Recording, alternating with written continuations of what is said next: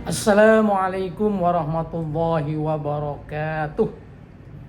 Alhamdulillahilladzi arsala rasulahu rahmatan lil alamin wa anzala kitabahu hudan lil muttaqin.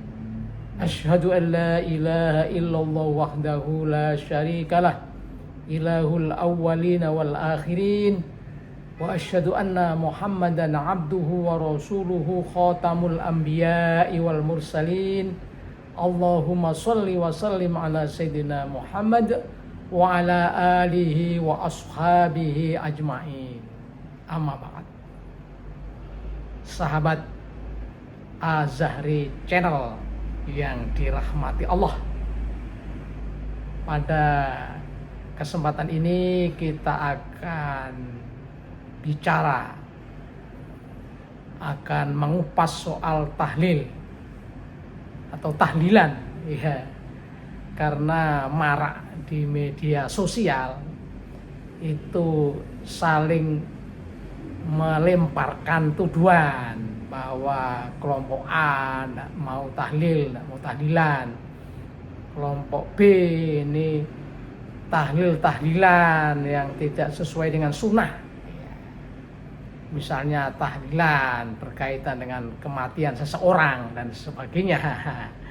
Pada kesempatan ini kita bahas pertama dulu apa benar, ya, ada kelompok Islam yang tidak mau tahlil atau katakanlah tidak mau tahlilan.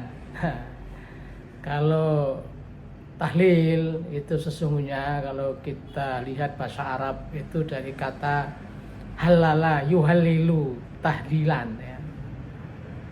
Jadi halal yuhalilu tahlil itu mengucapkan kalimat la ilaha illallah, ya, tiada ilah kecuali Allah, tiada Tuhan kecuali Allah. Begitulah terjemahan awamnya. Tentu saja kalau yang dimaksud tahlilan itu mengucapkan la ilaha illallah, tiada Tuhan selain Allah, ya tentu tidak ada orang Islam atau kelompok Islam yang tidak mau tahlil, ya. Tentu semuanya mau tahlil, ya, karena tahlil itu kalimat thayyibah itu adalah kalimat pintu masuk seseorang kepada Islam, ya. Kemudian kalimat la ilaha illallah itu adalah jantungnya seseorang dalam beragama, ya. Kalimat tauhid, ya, tentu tidak ada orang yang tidak mau tahlil. Bahkan terhadap kalimah yang satu ini itu harus dipegang teguh seorang mukmin, seorang yang beriman itu sampai titik nafas penghabisan, ya, bukan titik darah, ya, titik nafas penghabisan, ya. Sebagaimana difirmankan oleh Allah Subhanahu wa taala dalam surah Al-Imran ayat 102. A'udzu billahi minasyaitonir rajim. Ya ayyuhalladzina amanu taqullaha haqqa tuqatih wa la tamutunna illa wa antum muslimun. Ya. Wahai orang-orang yang beriman, bertakwalah kepada Allah haqqa tuqatih, dengan benar-benar takwa. Maksudnya di sini oleh ahli tafsir berarti ada seseorang yang takwa tidak benar, ya. Maka diperintah haqqa tuqatih, takwa yang sebenar-benarnya, dan akhir ayat wala tamutunna illa wa antum muslimun. Janganlah benar-benar kalian mati kecuali dalam keadaan berserah diri, dalam keadaan muslim. Ya, muslim itu kata lainnya yang sepadan, ya, adalah mukmin dalam keadaan memegang teguh keimanan, memegang teguh kalimah thayyibah, kalimah tauhid, ya. Bahkan di surat lain, ya, di dalam surat Al-Baqarah misalnya ayat 132 Allah juga berfirman, a'udzubillahi minasyaitonir rajim. Wa wassa biha Ibrahimu banihi wa Yaqub ya baniya innallaha astafa lakumuddina fala tamutunna illa wa antum muslimuna. Jadi Nabiullah Ibrahim berwasiat dengan kalimat thayyibah itu, dengan kalimat tauhid itu kepada anaknya. Demikian pula Yakub. Ya baniya, wahai anakku, sesungguhnya Allah memilih bagimu agama Islam ini, agama tauhid ini ya. Fala tamutunna illa wa antum muslimun, janganlah kalian benar-benar mati kecuali dalam keadaan beragama Islam. Maksudnya dalam keadaan berpegang pada tauhidullah. Nah, itu dasar-dasar bahwa kalimat thayyibah, kalimat tauhid itu harus kita pegang ya sampai hembusan nafas terakhir ya, sampai kita dipanggil oleh Allah Subhanahu wa taala, dimutasi oleh Allah Subhanahu wa taala dari alam dunia ini ke alam barzah, alam penantian. Itu pemirsa. Jadi dari sisi ini tidak ada orang Islam, tidak ada kelompok Islam yang tidak mau tahlil ya. Oleh karena itu tahlil kalimat tauhid ini harus kita baca secara terus-menerus dalam kehidupan ini. Kita baca jelas waktu sholat 5 waktu, kemudian kita baca setelah sholat, kita baca dalam aktivitas sehari-hari kita perbanyak kalimat tahlil itu. Di samping kita rawat dengan kita baca terus-menerus, itu tentu maksudnya ketika kita dipanggil oleh Allah itu kita masih senantiasa hati kita ini bersambung dengan kalimat-kalimat thayyibah tadi. Bahkan pemirsa, ketika kita sesama muslim ini melihat ada saudara kita yang menjelang kematiannya ya, detik-detik terakhirnya dengan tanda-tanda yang biasa kita jumpai, sudah sakit sedemikian rupa, maka kita harus ajarkan kepada seseorang itu, kepada orang-orang itu kalimat tahlil ini, kalimat tauhid ini ya. Itu tercermin dalam sebuah hadis yang dikutip oleh Imam Tobari dalam tafsir At-Tobari ya. Kita lihat di sana juz 18 halaman 258 259. Qala Rasulullah sallallahu alaihi wasallam, "Lakinu mautakum syahadata alla ilaha illallah. Wa man qalaha 'inda mautihi wajabat lahul jannah." Qalu ya Rasulullah, "Faman qala fi sihhatihi?" Qala tilka aujabu. Summa qala walladzi nafsi biyadihi lau ji'a bis samawati wal ardina wa ma fihinna wa ma bainahunna wa ma tahtahunna fawudhi'na fi kaffihil mizan wa wudi'a syahadata alla ilaha illallah fi kaffatil ukhra la rojahat bihinna. Gitu ya. Jadi Rasulullah bersabda, ajarilah mautakum, itu diartikan majas orang yang akan mati, bukan orang yang telah mati, di antara kalian syahadat la ilaha illallah, bahwa tiada ilah selain Allah. Barang siapa yang membacanya inda mautihi ya, ketika akan menghadapi kematian, maka wajabat lahul jannah, wajib bagi dia masuk surga.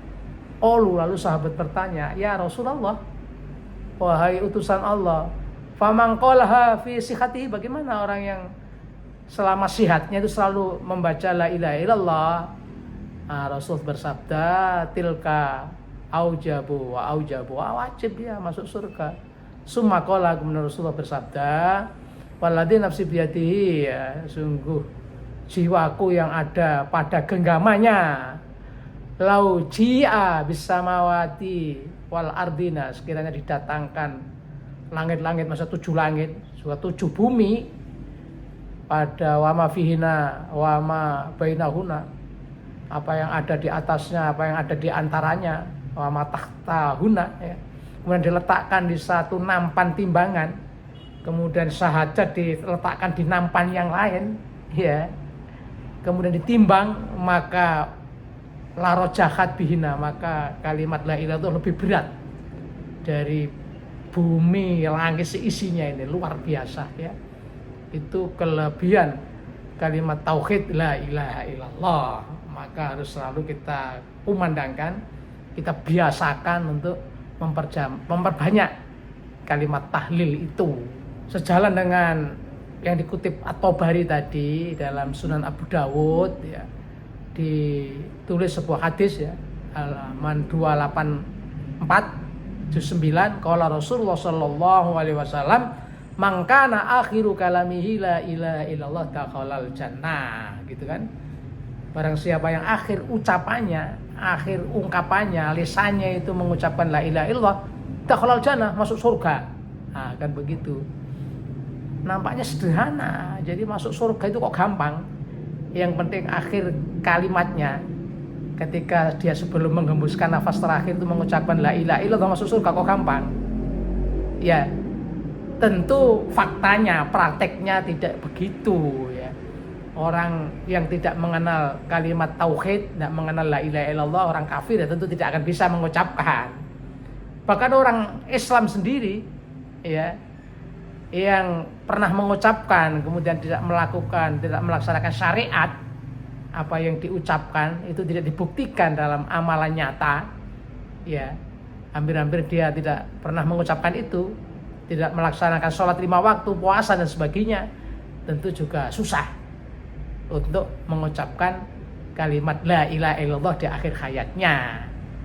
Itu terbukti pemirsa ketika Rasulullah mengajari pamannya Abu Thalib saat detik-detik terakhir, ternyata Abu Thalib menolak untuk membaca kalimat tauhid itu. Ini dalam sebuah hadis dinyatakan waqala li ammihi Abi Thalib ya.